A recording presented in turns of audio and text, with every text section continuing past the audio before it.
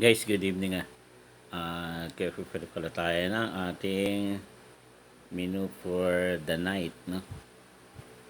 Gisang salmon, mackerel. Isa lang tayo ng sibuyas. Pinainit na natin ang ating kaldero dyan.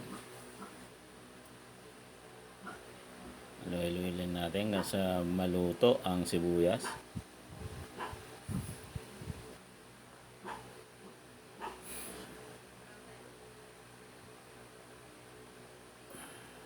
Ayan na.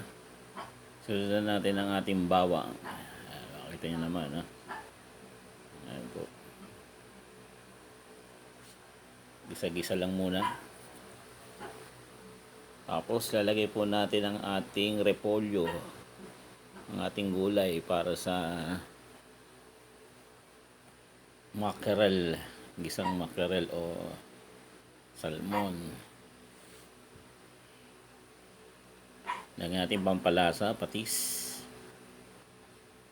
At lagyan natin ang ating main ingredients. Yan po, no? Ating sardinas na mackerel. Yan, haluin lang po natin. Para po maluto ang ating ulam for the night. Yan. Lilagyan po rin natin ng paminta. Ating mga condiments. Dinagdagan po natin siya ng konting tubig, no? Para medyo may sabaw. Yan po. Takpan lang po natin. Ayan na, kumukulo na po siya. Lagyan po natin ang ating sotanghon. Ayan. Lahat na po natin. Kanina po, binabad natin siya sa tubig para medyo malambot. Ayan po. Haluin lang natin. Ayan.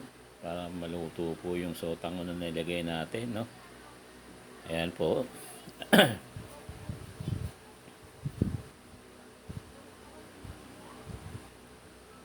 Ayan. Okay na po siya. Salamat sa panonood po.